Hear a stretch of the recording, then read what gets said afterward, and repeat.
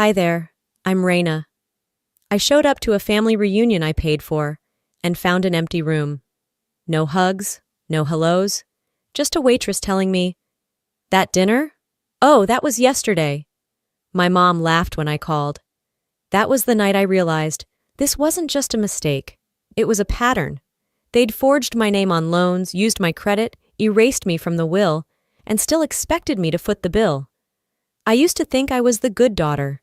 Now I wonder, was I just the easiest one to use? Want to know what happened next? Keep watching. I had checked the message 3 times before walking into the restaurant. Friday, 7 p.m., Sterling Grill, Lexington. I didn't misread it. I didn't confuse the dates. I wasn't early or late. I was right on time. The wind that evening had a slight bite, one of those crisp Kentucky fall gusts that made you zip your jacket up halfway just to look like you weren't bothered. I wore a navy wrap dress and low heels. Nothing too flashy, just enough to say, I tried. My makeup was light, hair pulled into a clean bun. I even brought that cranberry lipstick Mom once said made me look serious.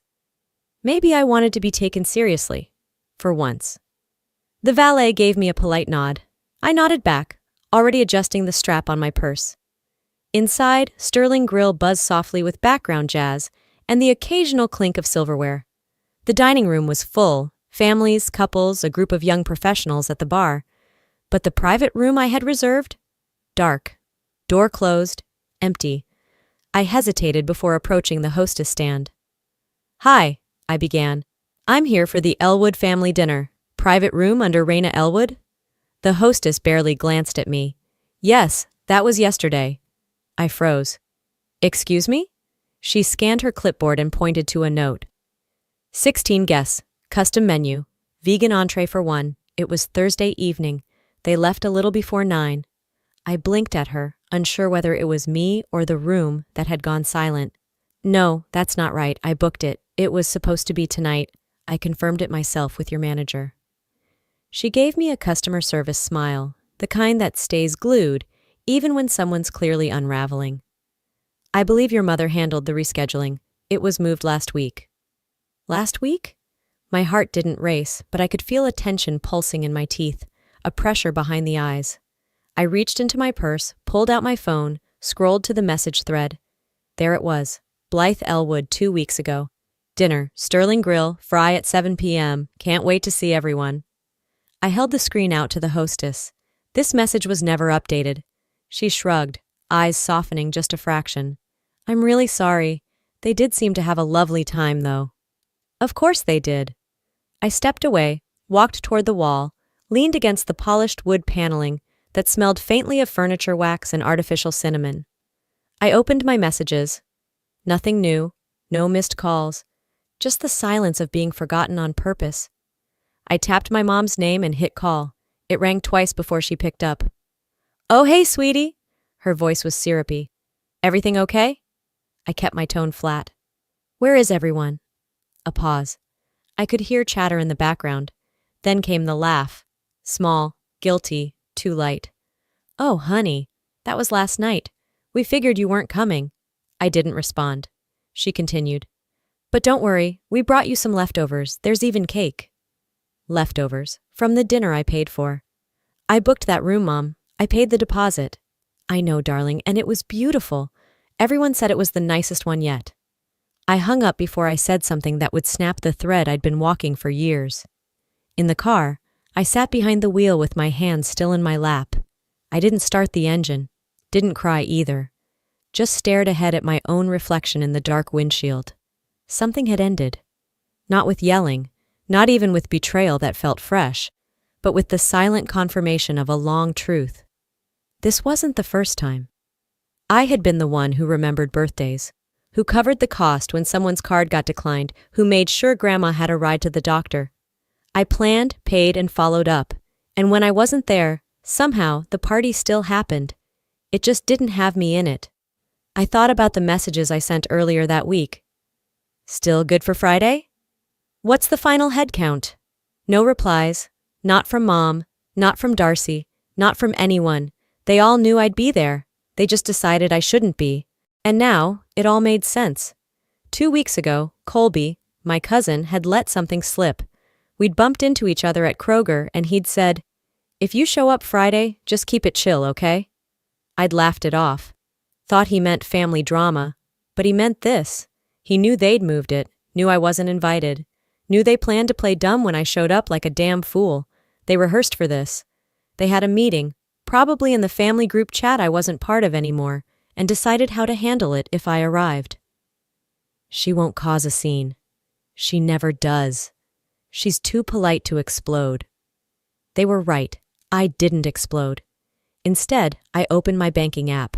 The charge stood bold and bright. Sterling Grill, $1,740, 16 people. Custom menu, wine upgrade. Even the vegan entree for Darcy's new lifestyle.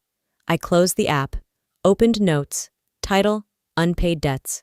Underneath I typed, birthday gifts for mom, $120. Vet bill for Darcy's dog, $480. New tires for dad's truck, $560. Rent top-off for Colby, $350. Sterling Grill dinner, $1,740. I kept typing. I wasn't writing for revenge. I was writing to remember. Because apparently they counted on me to forget. I didn't go straight to bed when I got home. Instead, I placed my keys on the console like I always do, changed into sweatpants, and stood in the kitchen longer than necessary, staring into the fridge like I expected answers to be tucked between the almond milk and last week's leftovers. Then I filled the kettle, switched it on, and leaned against the counter while the soft click of boiling water filled the silence that had followed me home. I didn't cry, not because I wasn't hurt, but because hurt wasn't new. It was just better disguised tonight, beneath tablecloths and wine glasses, sealed in a party I wasn't meant to attend. I made myself a cup of chamomile tea, the kind I always keep for nights when my chest feels too heavy to lie down. I carried it to the couch, sat cross-legged, and reopened the note on my phone. Then I reached for the leather-bound journal I hadn't touched since spring. I turned to a fresh page and wrote across the top in block letters, not mistakes, decisions. Because that's what this was, not a mix-up, not a misunderstanding, not family being quirky or bad with details. These were choices, and choices have patterns, and patterns leave trails. My hand slowed for a second, and suddenly I could hear Dad's voice again. A few weeks ago, I had casually asked him why I wasn't in the printed photo Darcy sent out after Easter brunch, the one she had framed and mailed to everyone in the family, including me. He had looked up from the recliner and said, "Darcy just wanted it simple. You know how sensitive she gets about aesthetics." Aesthetics? Right. And now I remembered that recliner. He had gushed about it. Top grain leather? Extra lumbar support? My back hasn't hurt since. Then mentioned, almost offhandedly, Darcy said I deserved some comfort for once. At the time, I thought it was sweet. Now it felt different. That chair wasn't a gift. It was a transaction. Silence in exchange for softness. Keep things calm, and you get to sit comfortably while your daughter is erased from every surface. A bribe, dressed up as a gesture. The taste of tea turned bitter in my mouth. I set the cup down, picked up my pen again, and flipped back to the front of the journal. I wanted a list, not just of money, but of patterns. Sentences that didn't feel right. Comments I brushed off, and faces that always turned away when I asked too many questions. Under the heading I scribbled, Dad's new recliner, Easter photo missing me. Darcy just wanted it simple. You know how sensitive she is? The call from HR back in June.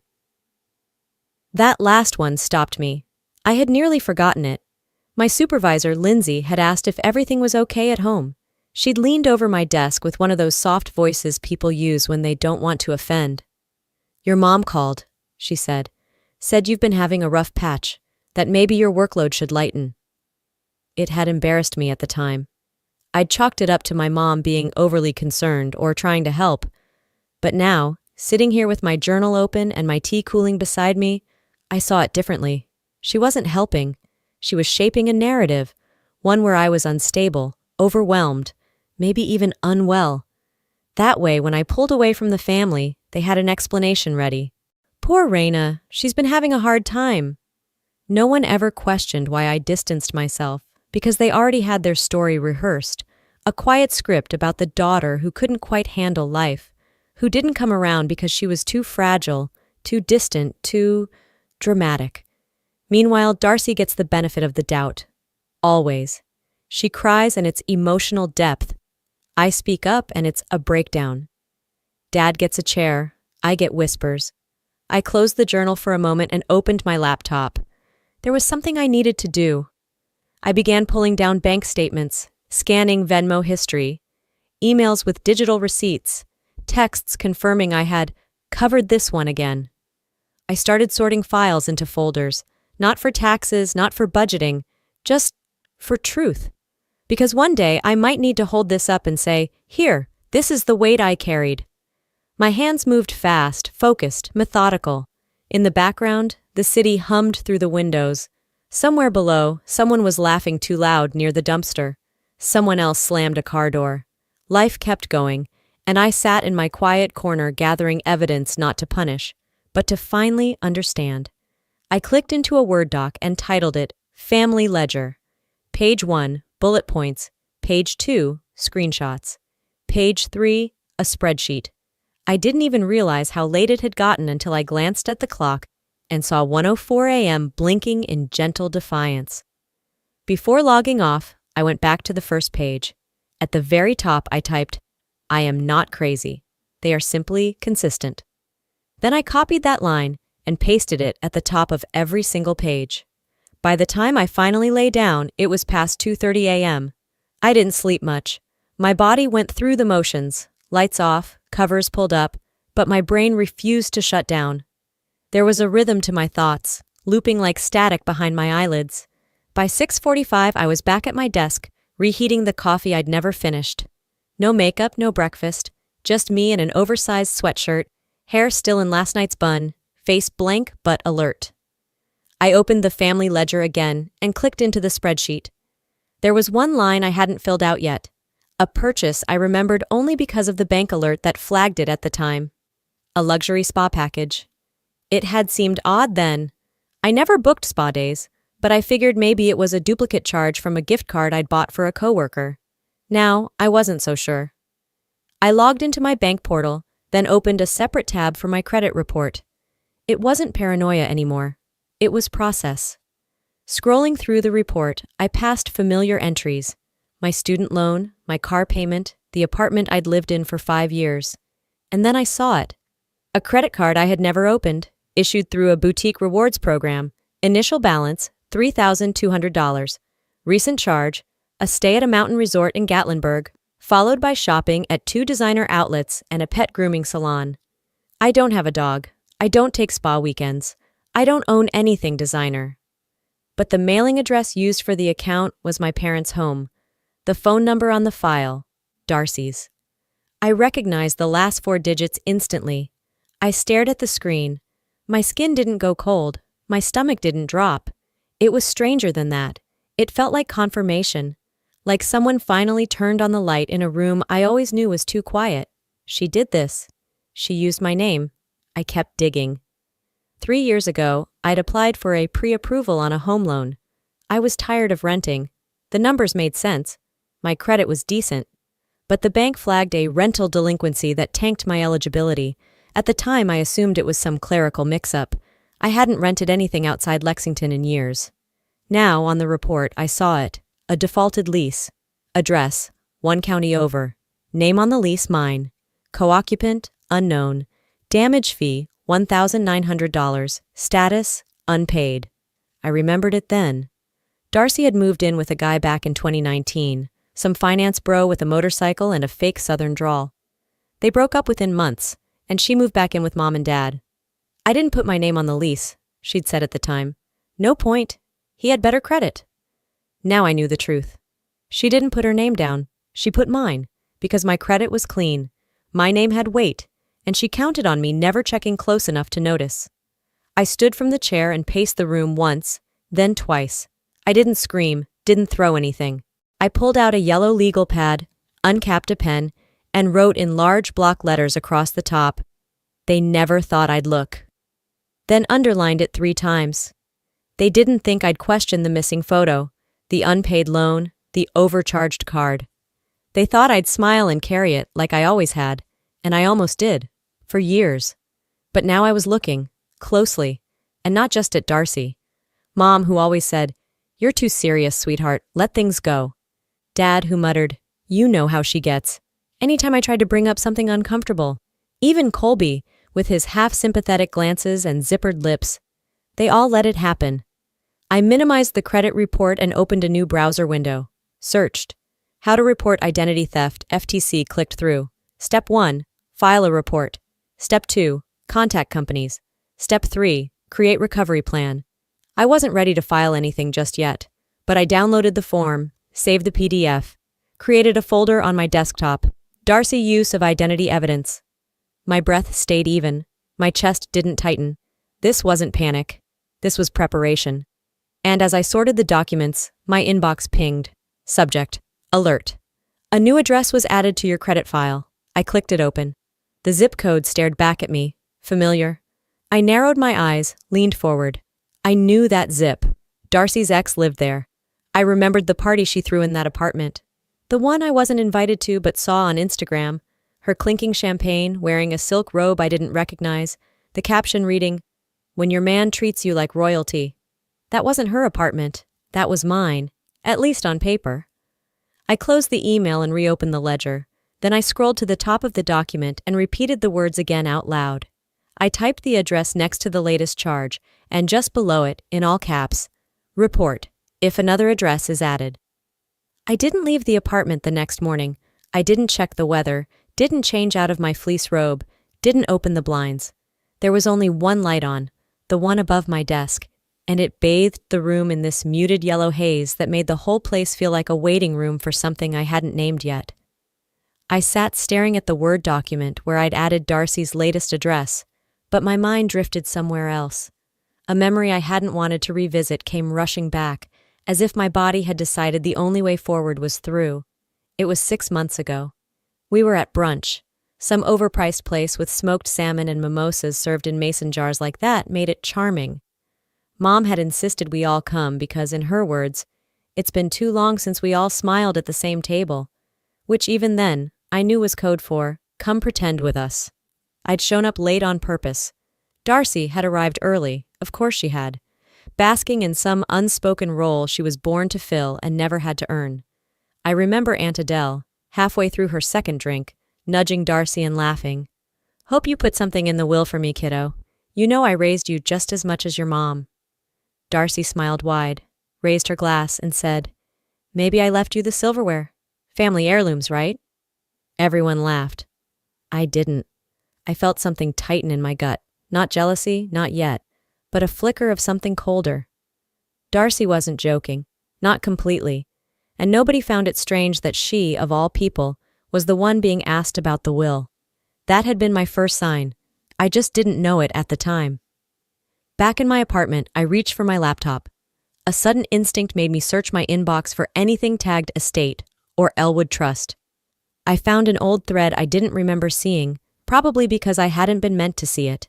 The subject line read, "Final copy, Elwood Family Living Will Sender, Clayton S. McDonough, Attorney at Law, I was CC'd. Probably by mistake." I clicked it. The document loaded slowly, like it was taking its time preparing to punch me in the chest. The first page looked standard. Legalese, formatting, the same seal I remembered from when Grandpa passed.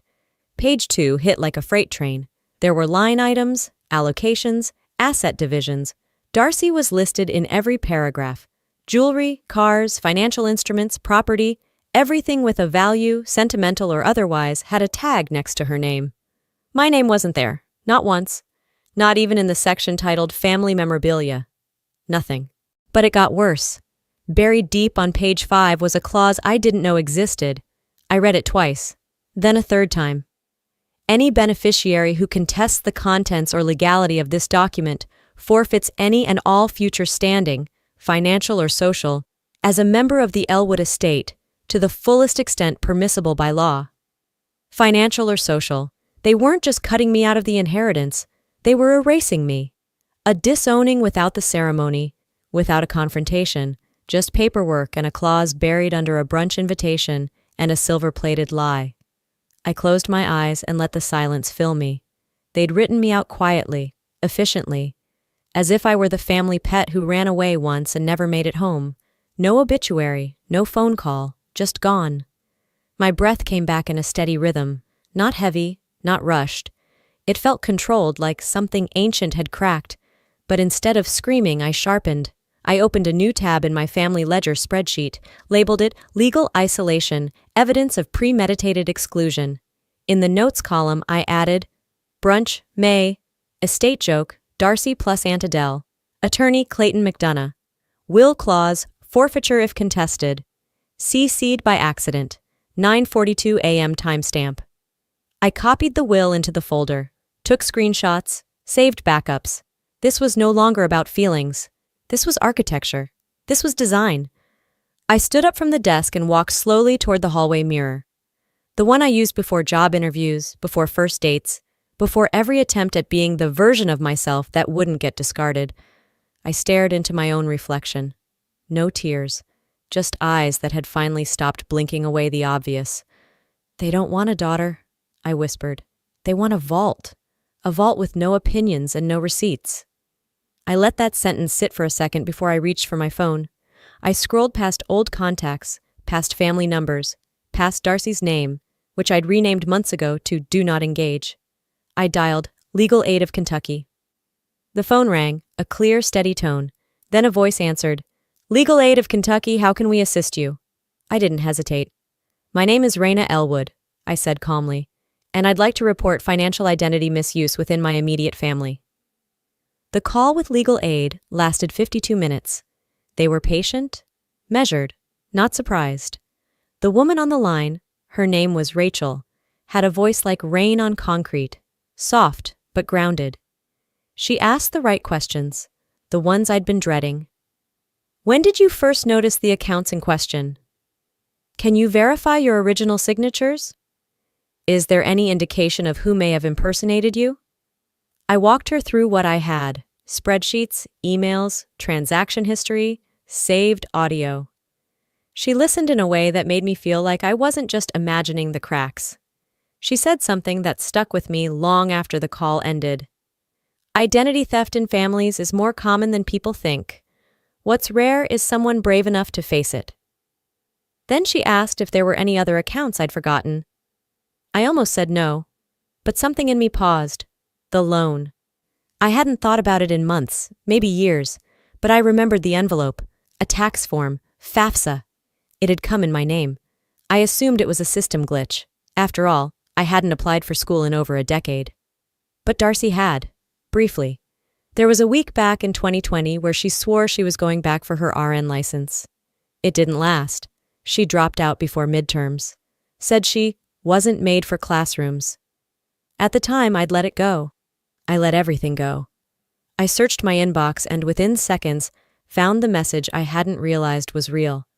Hi Raina, this is Jody from Kentucky Financial Aid. Just confirming your co-signature for Darcy Elwood's student loan application. I'd ignored it, thought it was phishing. But it wasn't. It was real. My pulse didn't spike. I didn't gasp. I just sat still and let the realization settle like dust on a bookshelf you stop pretending you'd clean. Darcy didn't forge that alone. To get a student loan, there are calls, confirmations, phone verifications. So I called the number from the email, claimed I was a prospective student trying to understand the loan verification process. They transferred me to records. I asked gently if there was a way to review the approval recording on file from 2020. She said yes, transcripts were available by request. 10 minutes later, a PDF hit my inbox. I opened it and read my mother's voice. Not literally, but the rhythm, the phrasing, the tone. Yes, I confirm. That's my account. I've agreed to support my daughter's application. I knew that voice.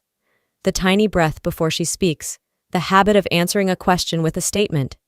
It was Blythe, my mother. She hadn't just watched Darcy take from me. She helped her do it. I sat motionless, then reached for my legal pad and wrote in bold, ink-heavy strokes, "Love is not debt," then underlined it, and again, and again. An hour later, I was in my car.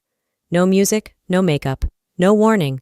I drove straight to the house, the same brick ranch in the same neighborhood with the same wind chime I bought for Mother's Day 2 years ago, still hanging by the porch light. I knocked once, then walked in. She was in the kitchen, folding dish towels like the world wasn't burning down around her. "Raina," she said. "What a surprise." "Not really," I replied. "This has been coming." She opened her mouth to say something else, but I laid the folder on the table with a quiet, final thud. "This is everything I've ever paid for," I said. "Every bill, every deposit, every quiet little rescue mission you pretended I offered instead of what you expected." I flipped the folder open to the transcript. "And here's what you signed without me." She squinted, pretended not to understand. I didn't raise my voice. "You posed as me to secure a loan for Darcy," I said plainly.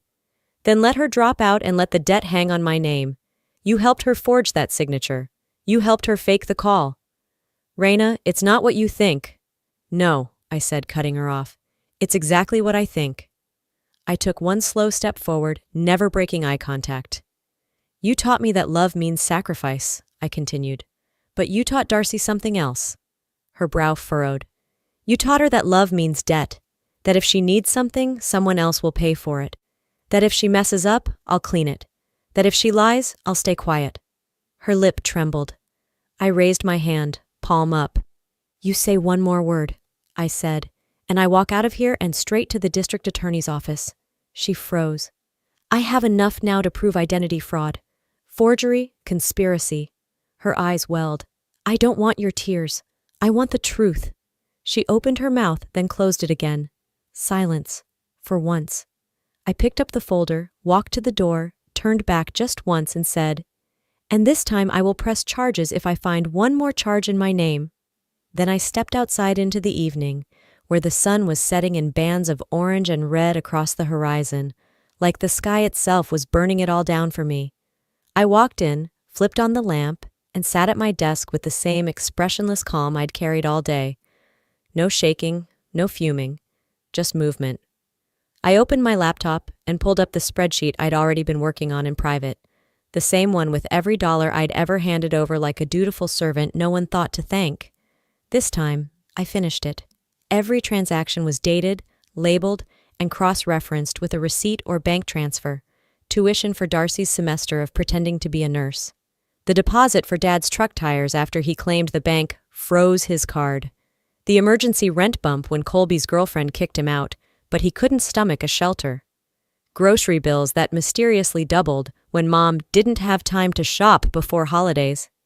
Even the cruise for Blythe's birthday she called a miracle gift from her husband, though his Venmo history never blinked. $11,680.47. I exported it into a polished PDF. At the bottom, I added one line in bold. "Moving forward, all support will be invoiced. Family-free labor." No emojis, no footnotes, just truth. Then, I opened the old family group chat, the one they only used when they needed help moving couches, babysitting, or pretending to care during holidays. I attached the file, left the subject line, "Reimbursement request, Raina E., and hit send. No preamble, no explanation. 10 seconds later, the little read ticks started appearing, one by one. Then, Darcy, Dad, and then nothing. Until my phone buzzed with a private message from Blythe. "If you're doing this out of spite, you'll regret it. Don't forget what you've done." No punctuation, just venom wearing motherly concern like cheap perfume. What had I done? Paid, covered, cleaned. I didn't respond. Instead, I took a slow breath and went back to my computer, opened the legal aid folder, drafted the FTC identity theft affidavit, dragged in the loan transcript, attached the forged FAFSA call recording, linked the financial aid office contact. Then I filed the report. 2 hours later, I got the email confirmation. "Your case ID is 48,629 FAM. A fraud investigator will reach out within 72 hours. Still, my hands were steady, until another alert came in, pinging from an unknown address. IRS Fraud Division. Confirmation new report filed. Filed against me. Claim, tax evasion. Year 2019. Allegation, falsified deduction. I knew exactly what this was.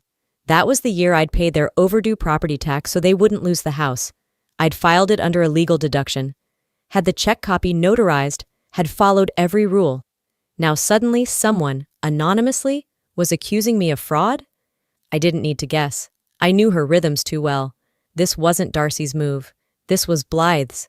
I didn't scream. I didn't panic. I opened my tax file, compiled the scanned receipt, notarization, and email from the county clerk, forwarded them all to my legal contact. No commentary, just facts. Then I opened my messages, scrolled down past the latest notification, past the threat dressed as maternal guidance, and tapped on Colby's name. I typed, "Would you testify if needed?" It took him almost an hour to reply. I stared at my ceiling during that time, watching the shadows of the city stretch across my walls like fingers trying to pull me back into silence. Then finally my phone lit up. Yes. I stared at it. Then another message arrived. "And I've got something else you should probably see." My chest didn't tighten. My palms didn't sweat. For the first time in years, I felt calm. Not because the war was over, but because I finally understood. This wasn't vengeance. It was accountability. And I wasn't alone anymore. The next morning, I arrived at work 10 minutes early, just like I always did. My shoes made soft clicks across the laminate floor as I moved through the quiet hallway, nodding politely to the receptionist before sliding into my cubicle. I powered up my monitor, opened my inbox, and there it was. Subject, scheduled wellness check-in. HR meeting at 11 a.m. At first I thought it might be routine, but the tone was odd. It used words like stability, support, and resources available if you're struggling. My stomach coiled. I barely had time to process it before my supervisor stopped by my desk with a forced half smile. "Hey, Raina," she said, hesitating too long. "Just checking in. You've seemed a little off lately. Is everything okay at home? Are you feeling balanced?" My heart slowed, then beat hard once. I kept my expression neutral. "Yes," I replied evenly. "Everything's fine." She gave a small nod, but her eyes darted. She didn't believe me. And then it hit me. This wasn't concern. This was fallout. I thought back to a colleague's awkward question weeks ago. "Your mom mentioned you've been a bit withdrawn?" I had brushed it off then. I shouldn't have. I pulled out my phone, scrolled through my notes, then texted Colby. "Coffee, today, noon. Barrow and Maine. Need to see what you meant." He replied within seconds. "On my way." At 11:45, I clocked out for lunch early and walked the 4 blocks to the coffee shop. Colby was already at a table in the corner, black hoodie pulled tight over his face like he wanted to disappear. When I slid into the seat across from him, he didn't say anything. Just slid his phone across the table. A screenshot was open, a group chat I'd never seen before. "Fam core. No Raina. Darcy." "Raina won't show, she never does. Too dramatic. Blythe. If she does come, just act surprised. Keep things light." "Dad, we're not doing another scene like Christmas 2018? Darcy again." "Exactly. Just confuse her. She'll leave." I stared at the screen. I wasn't surprised, but I still felt something sharp lodge behind my ribs. Not because I hadn't guessed, but because it was real. Written. Shared. They had planned my absence like an inconvenience, like someone preparing for rain at a wedding. Just in case. Bring an umbrella, and a lie. Colby looked guilty. His voice was low. "I should have said something earlier," he murmured. I was scared. "You knew about this." "I didn't participate, I just didn't stop it." I nodded slowly. "Are you ready to say that to a judge?" I asked, my voice clear. He blinked. "Yeah, I am. They made you the problem, but they built the trap." I sipped my coffee, staring out the window, watching people go by who didn't know any of this, who weren't raised to confuse silence with grace. Back home, I compiled the final folder. Family systems documentation for court. Inside, I placed everything: screenshots, recordings, receipts, transcripts. I attached the file to an email and sent it to my attorney with the subject, "Ready for submission." Then I went back to the group chat, the same one I had dropped the invoice into. This time I sent only one message. "You've told your story, now I'll tell mine, under oath." No reply, not right away. I was about to set my phone down when it buzzed. A message from Darcy. "You really want to ruin everything over money?" I stared at the screen, then typed back. I'm not ruining anything. I'm ending it. For the first time in years, I didn't feel like I was standing on the edge of something about to collapse. I felt like I was the one holding the match, and I wasn't afraid to strike it. I sent the group text at 10:03 a.m. sharp. Dinner, Friday, one last conversation. No pleasantries, no guilt-soaked emojis, just time and place. Colby arrived 5 minutes early to pick me up, already waiting outside in his truck. I got in, holding the black folder like a document of surrender. But it wasn't mine this time. The house looked the same. That beige sameness that never aged and never changed, like it was preserved in resentment and Lysol. Blythe answered the door with a voice so sugary I could almost hear the aftertaste. Well, she said, this is a surprise. No, it's not, I replied. You knew this was coming. She opened her mouth, maybe to pretend she didn't understand, but I'd already walked past her. The dining table still had the same centerpiece, dried lavender in a chipped glass vase. My father sat at the far end, eyes darting to Colby, then to the folder. Darcy leaned against the wall, arms crossed, performing her usual indifference. I didn't sit. I placed the folder in the center of the table and opened it slowly. These are the charges, I said. Darcy rolled her eyes, but I didn't look at her. I read aloud. Item 1. Federal student loan application submitted under my name without consent. I held up the signature page. Item 2. Apartment lease defaulted in 2020. Name listed. Raina Elwood. Tenant. Not me. I dropped the printed screenshot. Item 3. Tax deduction for property paid in full by me, falsely reported as fraudulent to the IRS. A pause. A breath. Item 4. Identity theft complaint filed, pending investigation. Silence. Darcy scoffed. Jesus, Raina, this is a witch hunt. No, I said. This is a record. You made your decisions. I made mine. You're blowing this up over money? I'm ending it over theft, lies, smearing my name so you could keep pretending you were the good one. She stepped forward. You think this is justice? Tearing your own family apart in front of strangers? I stayed still. The only person tearing this family apart is the one who used my credit to go to Cancun and skipped rent for a year. Colby cleared his throat softly but didn't interrupt. Blythe finally spoke. If you go through with this, if you file this publicly, you'll lose everything. The house, the trust, the family. I turned to her, calm. I already filed. She blinked. I signed away my claim on the estate yesterday morning. The will clause doesn't scare me. I don't want anything that requires silence to keep. My father opened his mouth, but nothing came out. Blythe sat down.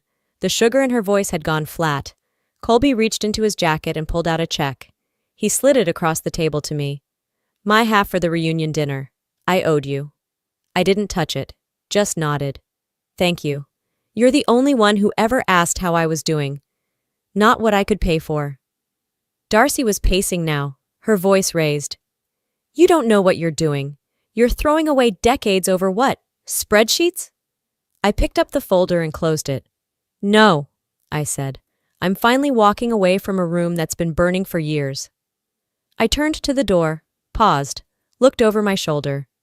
And next time you want someone to foot the bill, I said, at least have the decency to invite them. I walked out.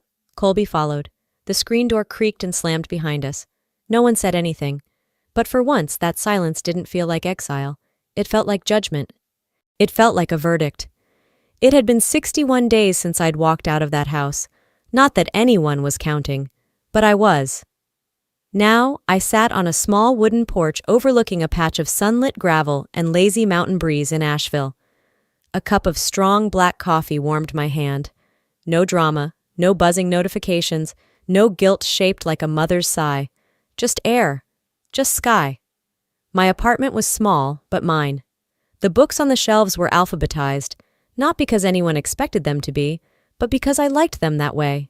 I'd traded Lexington's noise for the sound of trees rustling in late afternoon wind. Nobody here called me dramatic, or difficult, or selfish. Nobody called me at all, honestly. I hadn't blocked them. I didn't need to. Silence had its own algorithms. Eventually, it just maintained itself.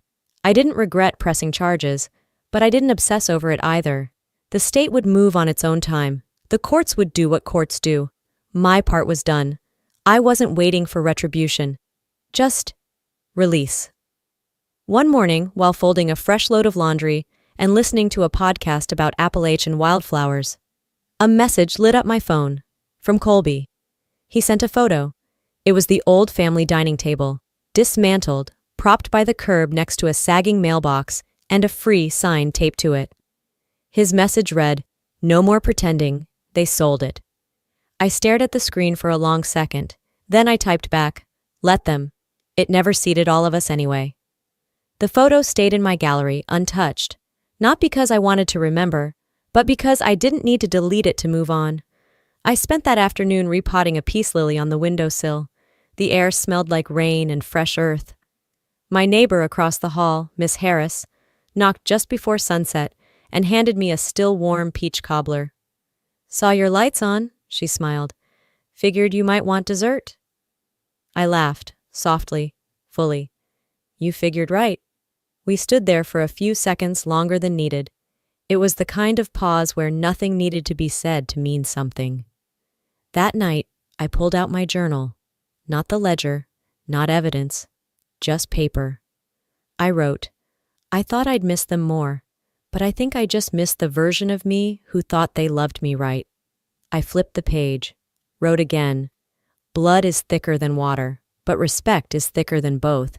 And underneath, in smaller print, "I am no longer applying for roles I never agreed to audition for." Before bed, I scrolled through social media. A cousin posted pictures from a family gathering. I wasn't in them. No one mentioned my name. Darcy, I noticed, looked different. Her smile wasn't as practiced. The caption underneath a selfie with some vague new friend read, "Some people grow through what they go through." I almost smiled. Let her grow. Let them all. I had grown too, but not around them. Away from them. There's a difference. One last page, one last sentence, before I turned out the lights. "My name is Raina. I used to be the good daughter. Now I'm just me. And finally, that's enough." Sometimes the hardest thing isn't walking away. It's realizing you were never truly welcome in the first place. For a long time, I thought being a good daughter meant being quiet, compliant, and endlessly available. But I've learned that love without respect is not love. It's control dressed in tradition. If you're watching this and something in my story feels familiar, if you've ever been made to feel small so someone else could feel big, know this. You are not alone. You are not crazy. You are not difficult. You are simply aware in a family that prefers denial. Healing doesn't always come with apologies or reconciliation. Sometimes it comes with space, with truth, with the courage to say, "That was never love," and build something better for yourself. So I'll leave you with this. Have you ever had to walk away from family, not out of hate but out of survival? Have you ever found peace in silence that used to scare you? Drop a comment below and tell me, where are you watching from? What part of this story hit home for you? And hey, if this story spoke to your heart, if you felt even one sentence echo inside you, comment one below or share your own experience. And if not, that's okay too. Tell me why. I want to hear from you. If you want more stories like this, real, raw, and rooted in truth, don't forget to subscribe to the channel and turn on notifications. Because sometimes, the stories we hear aren't just entertainment, they're reminders we're not alone in what we've survived. Thanks for being here. See you in the next story.